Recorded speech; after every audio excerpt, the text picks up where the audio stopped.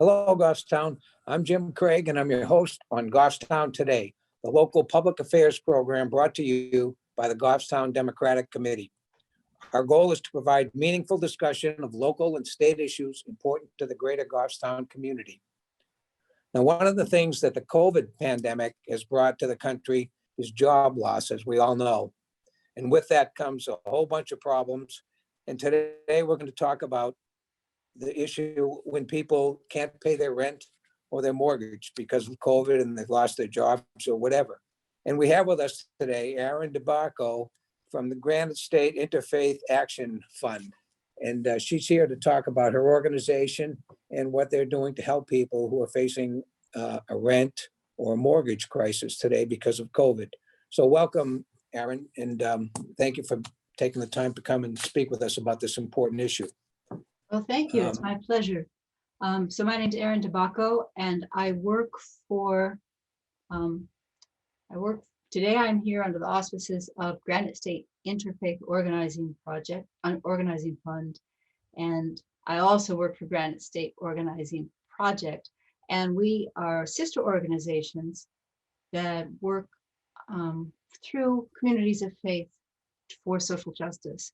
And one of the things we've done in the era of COVID is to keep track of what available options there are for people to pay their rent, to pay their mortgages, and to not lose their homes.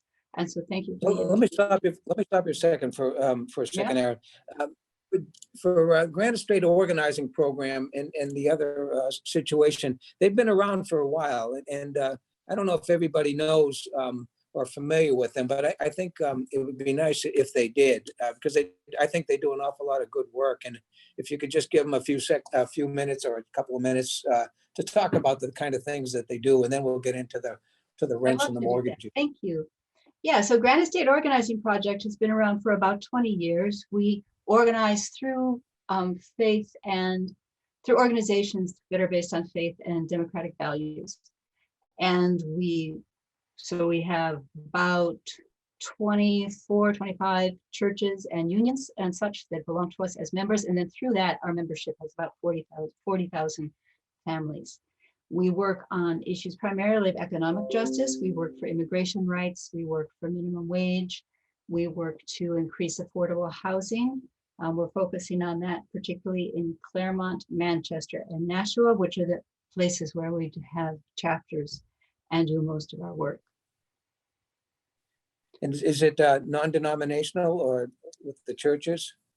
Well, we have temples, we have a variety of Christian churches, we have unions. So any organization which is founded on faith and values that are consistent with our goals is welcome to be a member. And when you say unions, you're talking about labor unions and things like that? Yeah. Okay. And you've been around for about 20 years, I think, right? We've been around for about 20 years. One of the organizations that I mentioned, the Granite State Interfaith Action Fund, is newer. And that is a sister organization that we created to enable us to do work in the election. So when go ahead. Do your organizations have employees, or is it all volunteers, or how does that work? So Granite State Organizing Project at the moment has about 8 employees. Granite State Interfaith Action Fund is all volunteers. Okay, and if somebody after hearing this show, maybe we should wait till the end, or you're going to contact how they can get involved or if they want to volunteer. Oh, that would be fabulous. And we of course have a website, and I will give my email or the staff email and a phone number. Okay, let's do that after, but let's talk about the issue of rents or mortgages. And so I lost my job last November, and I'm sitting here and I've been able to pay my rent, but I'm worried about next month, and or I can't, or I'm 2 months late, or what do I do? Well, first of all, you're certainly not alone. And I think that's one of the things hard for people who have worked hard all their lives aren't accustomed to thinking about themselves as needing help. So one of the important things is to recognize that keeping ourselves safe in our homes is the best way to take care of our community. I've spoken to a number of people who've said, oh, I didn't want to take the help because I've always done for myself. I said, yeah, but if you lose your home, then that's tough, not only on your family, but on your community. And it's going to make it that much harder for us to recover from this economically when it's all over. So it really is the greatest act of generosity to your community to figure out how to stay in your home. And I will say that a lot of people are at risk. Back in June, was it June? Back in June, there was a period of time before a gap between the assistance, the various forms of assistance. 60% of the people, of the households in New Hampshire were at risk of eviction or foreclosure. 60, They were behind. they were 60%. behind on their rent.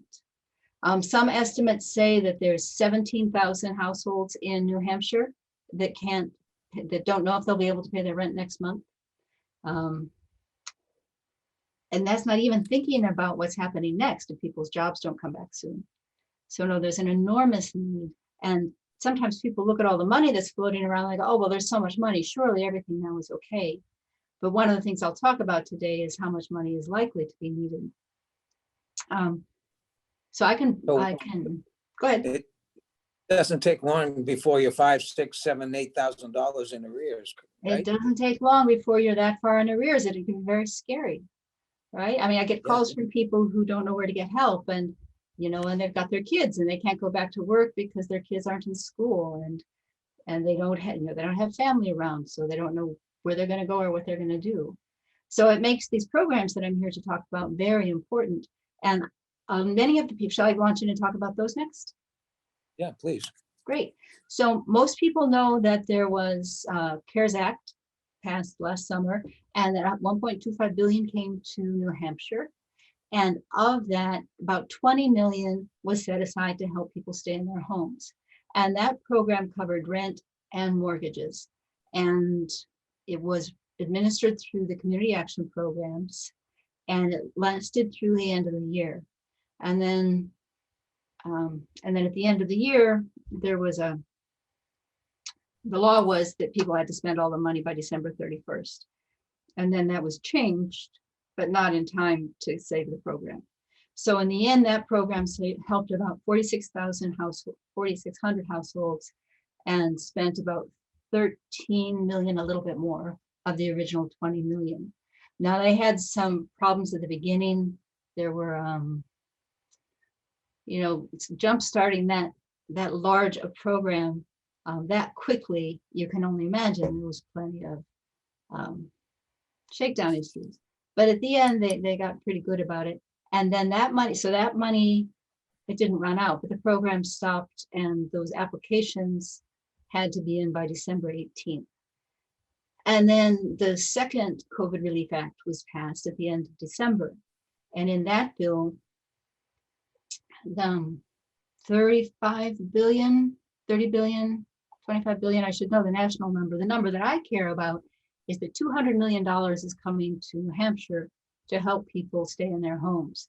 Now, this money is not for mortgages, it's only for renters. But there's a lot of other stuff about the program that is different and really good. And so there's 200 million. 200 million is coming into New Hampshire. The money is probably here already, but the instructions on how to spend it are still being negotiated. Hopefully those will be taken care of and to the state within the next week. And then the Governor's Office for Relief and Recovery is going to be designing the program and deciding who will be implementing it. So there's still a lot of questions up in the air, which leaves us in the situation that we have, we have the one set of support ran out, and then there's this gap, and we know there's all this money coming in, but we can't spend it yet. So we're sort of in this holding pattern, which makes the eviction moratoriums really important. So I will talk about this at some point. Okay, I was just curious that 200 million is going to be administered by the state. So the money comes through the state. But at the federal level, it's Treasury, and it comes into the state, and the Governor's Office for Relief and Recovery is responsible for deciding how to use the money here. Last time they took that money and they worked with the community action programs to process people's application and disperse the money. It is a chance that will happen again. Right now, nobody knows. That decision hasn't been made yet, but it is the gopher, but it's the governor's office that's going to be making that decision. And then agencies out in the community who will be actually running the program. This is a good time to ask you, what does Granite State Interfaith or Granite State, your organizing project have to do with this? What's your role in all of this? Passionate bystanders. When this all started, we do housing justice work, and so we were paying attention to what happens with evictions and then when you're looking at what happens with evictions, you're looking at ways people can prevent themselves from being evicted, and then you're looking at assistance, and then you're down the rabbit hole of all the programs. And I became really interested in this, and ever since the beginning of COVID, we've been keeping a fact sheet which compiles all this information, updates it, and it's available on our website. So that if anybody wants to know what programs are currently available for mortgages, what are the current eviction moratoriums, can my landlord kick me out right now? You can go to that one place and see a lot of answers all in the same place. So GSOP's interest is that of a community member who wants everyone else in the community to be okay. So you provide information. You don't actually administer any of the programs. So you provide information to people who we don't provide have the money information to people. And they come right? from it and don't know what to do. Okay. So you say a moratorium now. Normally you don't pay your rent. You get an eviction notice, and then if you don't pay the rent in a certain amount of time, you go to court. And you just can't do that right now, correct, in New Hampshire? You can't do that nationally for non-payment. You could still evict somebody for partying too hard, right? You could evict somebody for you can evict them for destroying your property, but nobody can be evicted for non-payment if they have completed a particular form. The moratorium that most people are, at least in New Hampshire, are protected by was implemented by the Center for Disease Control and Protection. So people call it the CDC moratorium. And it involves downloading a declaration and signing it. The declaration says, effectively, I don't have enough to pay my rent, and if I'm kicked out of my house, I will go on the street or into crowded housing and increase my exposure to my chances of getting COVID. And then people print that out, they sign it as an affidavit. It's a legal document. If you sign it and it's not true, you're guilty of perjury with all of those attendant consequences. And then you hand it to your landlord, and then you are protected. Now that was through the end of December, and it recently got extended to the end of March. And many people believe that it will be extended further. So that's at the federal level. There's some problems with it. People are still allowed to, landlords can still charge interest and late fees. So somebody would owe more, like if they had $1,000 a month, after 3 months, they wouldn't owe $3,000. They'd owe $3,000 plus the fees. And we did have a state moratorium for a while. It ended in July, I think. And that one said that nobody could move the eviction process along while the moratorium was in force. So the eviction processes were frozen. If someone had gotten the first notice from their landlord and then the moratorium started, the next thing couldn't happen until the moratorium was over. With the CDC moratorium, that's different. All the steps can take place during the moratorium, except for the part where the landlord shows up to help people move their stuff. Right, that writ of possession is the only piece that cannot happen through the CDC moratorium. With the CDC moratorium, it sounds like you fill out that form, you give it to your landlord, and your landlord has to apply for the money. Is that correct? No, well, no. So there's two. That's a great question. Thank you. There's two separate issues, right? The first is whether or not you can be evicted, and that's a moratorium. And that is a hardship for the landlords. And it's one of the things that we are working together with people to try to figure out the answer to. But people shouldn't be kicked out because they can't pay their rent, but the landlords still have all their expenses. And it's unfair to ask them to cover everything. So how that's managed is requires some creativity. So, Well, that, so that's one of the conversations. The other piece is assistance. If there's a good assistance program, then if I'm being evicted, if I can't pay my rent, I can go and say, hey, I need some of that money. They give it to me. I give it to my landlord. My landlord can pay his mortgage. So the two, so it's that very important that you have both assistance and the moratoriums. $200 million that you referenced that the federal government is giving to the state of New Hampshire, will that go to both of those programs, or is that divided up? Does anybody know what the criteria are going to be to get some of that money to pay rents and things? Well, the Is that still- eviction moratorium doesn't require financing, right? It's just you're not allowed to kick somebody out because they can't pay their rent if they've completed this form and given it to you, right? So that's not where the money is. The money is going to help people pay their rent. And some people it will be confusing, I think, because we had this money, we had this $20 million and it was rents and it was mortgages and it could only be for rent that you had due. It couldn't be for rent you hadn't paid yet. And now that program is over. That was called the New Hampshire Housing Relief Fund. So that was the program that ended at the end of December. Now we have the new program, which hasn't been implemented yet because the instructions haven't come in from the federal government to the state. But when those instructions come in and Gopher can design it, then the $200 million will be spent in this state. And it's different than the Housing Relief Fund in some critical ways. It doesn't address mortgages.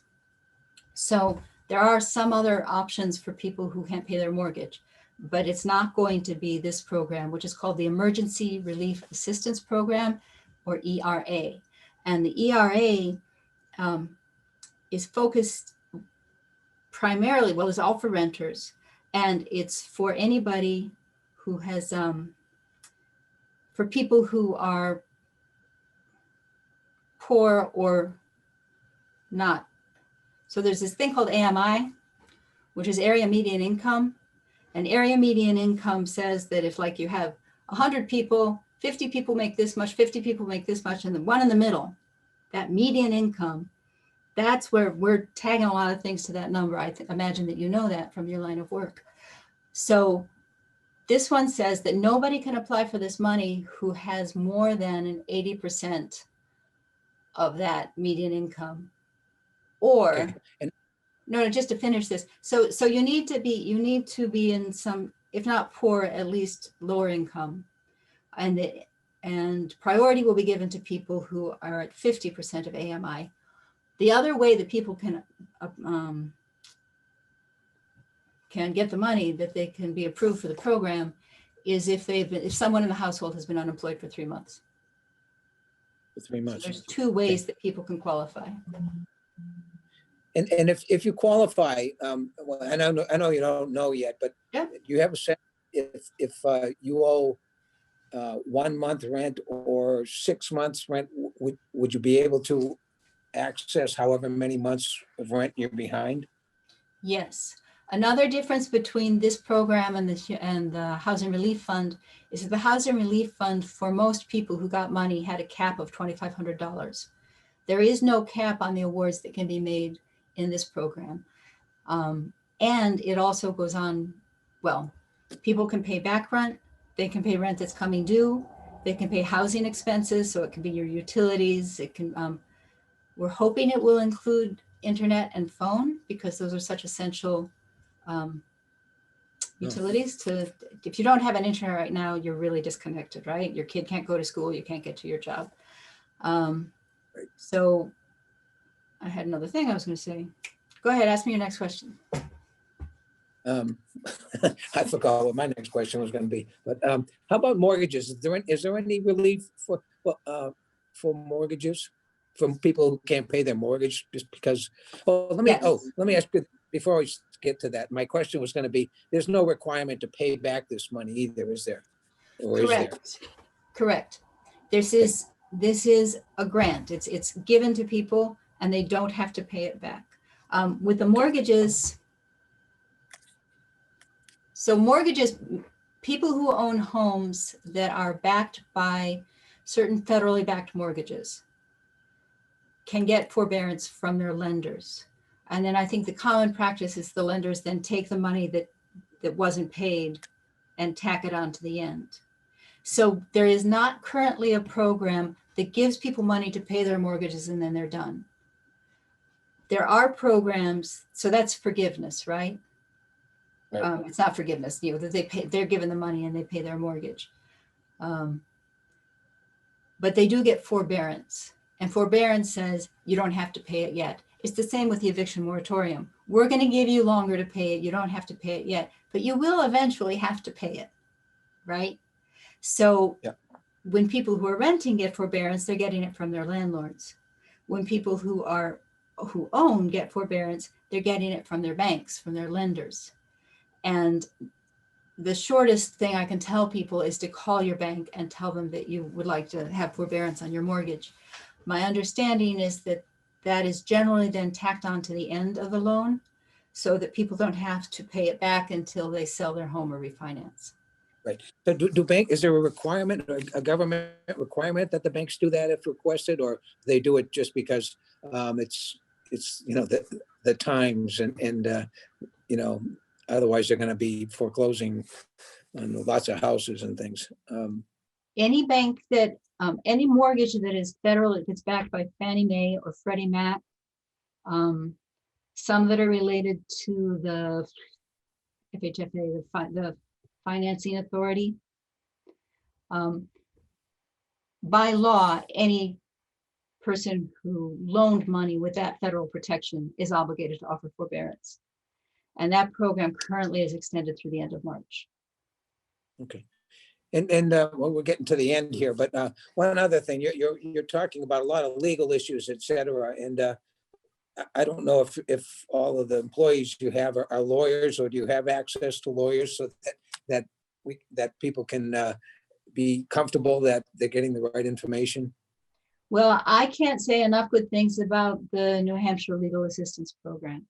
They're amazing, and they are very focused on housing law. So whenever I write up my fact sheet, which I'm going to make sure you have the link for, so that other people can find that and then contact me if they have more questions. But whenever we do that fact sheet, it goes by those lawyers. This is complex stuff, as you figured out. But right. So just use the last couple of minutes we have. Why don't you give people all of your contact information and you know, the best place for, you know, to follow up on this, and I encourage them to do that rather than sit at home fretting about how they're going to make their next rent payment. Well, I will say that they can contact the Granite State Organizing Project office, and that's, you can write to me directly if you want. It's ADIBACCO at granitestateorganizing.org, which is a mouthful. And I'm pretty good about getting back to people quickly, and I love answering questions. I will also say, if you have any concerns about your landlord, you think your landlord is trying to evict you and he shouldn't be able to, you should reach out to the New Hampshire Legal Assistance. You can find their contact information. I don't have it in the top of my head, but they're really easy to find on the web. Yeah, and I will say that we're also pressuring the governor to come up with a state-based eviction moratorium, because we don't like the fees and because we think that the eviction processes should be frozen during the moratorium. And we'd love to see a cushion at the end of the emergency. So the emergency ends and then people have a couple of months before they have to pay their rent back, so they can work that out with their landlord as they begin to get back on their feet. Yeah, there's going to be a whole bunch of issues and questions and things to be worked out with when this COVID thing is over, and on people who haven't been able to keep up with their rents and their mortgages. And, yeah. And there's a whole lot of work to be done on how we're going to get back on. There's a whole lot of work. One of the estimates I saw was that the need in New Hampshire between now and the middle of next summer is going to be $500 million. So 500 million. 500 million. So more than this million? More than the current 200 million. I mean, it's definitely an excellent start, but it's highly probable that the money that Biden is talking about putting into the next COVID relief bill will also be needed. So that would be to keep people in their apartment units and things. So Right. that's how And we much. want to keep people in their homes because it's more expensive to have them out on the streets, right? Yeah, yeah. we Even need for the them right to- thing to do, it would be the right thing to do. Yeah, and like you say, with schools and people, kids not being able to go to school and everything, it's important that that they have a place to not have to worry about where they're going to be next week and things. So there's Right. a lot of in between the lines stuff as well. Yeah. Well, I But wish I I- had more time to give you the again, detail, but I think that you get the gist of it. And the bottom line Yeah, is that so- there is help for renters, and when in doubt, call your local welfare office because they know all the programs. Call the community action programs because they have a lot of resources, or call 211 because they are there to help you figure out what can help you stay in your home. And the most important thing is that you and your family are safe. to do something rather than just sit there and worry, right? Yep. And there's plenty of services, plenty of advice, and plenty of things that you can do if you find yourself in that Plenty of things you can situation. do. And when in doubt, drop me a note and I'll see if I can help. DiBacco@granitestateorganizing.org. Okay, thank you very much for being here. And I didn't know how long it would take, but we could probably talk about this for another hour. So it's very interesting. And I'm sorry that we even have to have this discussion, but it is where we are. So thank you very much. In Well, closing, thank you for lifting up the topic. It's an important one. It is. You can watch these programs here on GTV through the video page of our website, goffstowndems.com, by searching for the Goffstown Democrats YouTube channel or on our Facebook page, www.facebook.com/GofftownDems. Please like and share them widely, and thank you for watching.